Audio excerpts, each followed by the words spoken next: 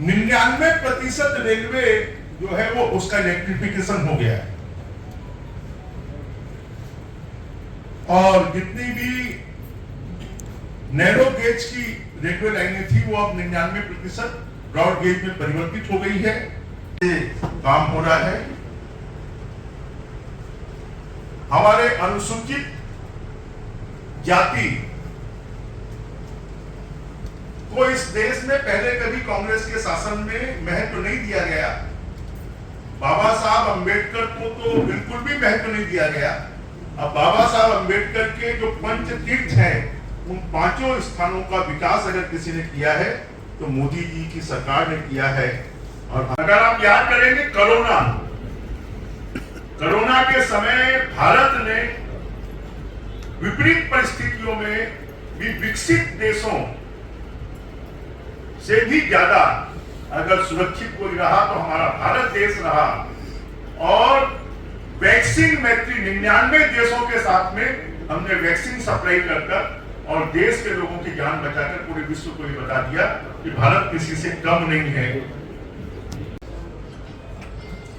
और देश के प्रधानमंत्री नरेंद्र मोदी जी को 32 से ज्यादा देशों ने सर्वोच्च सम्मान दिया है अपने देश का।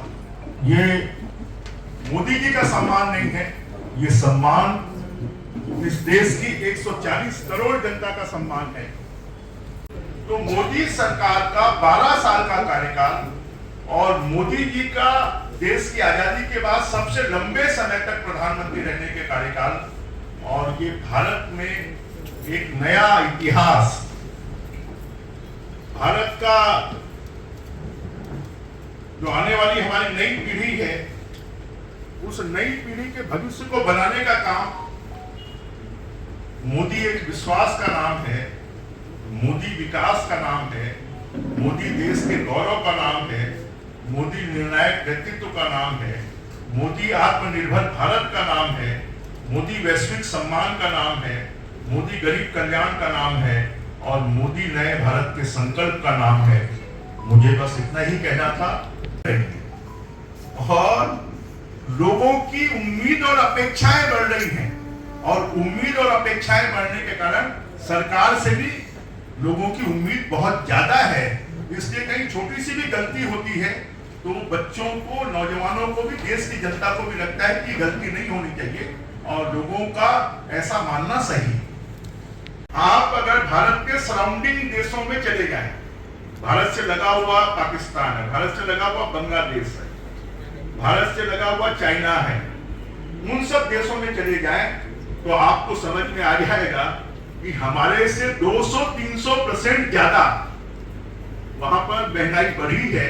और समय के साथ साथ वस्तुओं के मूल्य बढ़ते हैं। जैसे जैसे डेवलपमेंट होगा, जैसे जैसे सुविधाएं बढ़ेंगी, वैसे वैसे उस तुलना में महंगाई भी बढ़ेगी। परंतु अगर आप देखेंगे तो 2014 के पहले आप देखेंगे तो इन्फ्लेशन जो था वो डबल डिजिट में था, 10%, 11%।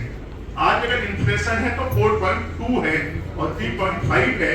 ये भी अभी मिडिल ईस्ट के युद्ध के कारण थोड़ा बढ़ा है, नहीं तो शायद ये कम रहता। सेवा है या व्यापार है? अगर आप जानकारी लेंगे, जरा बताइए पाकिस्तान में क्या रेट है डीजल पेट्रोल का, बांग्लादेश में क्या रेट है।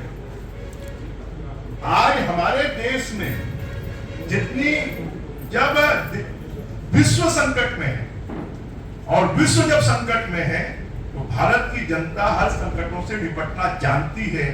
ऐसा भी समय था जब देश में अनाज नहीं था तो शास्त्री जी ने कहा था कि एक सप्ताह में एक दिन हमको उपवास करना है। तो लोगों ने उपवास कर हरित क्रांति लाकर देश को समृद्ध बनाया हमारे अनाज के रूप में।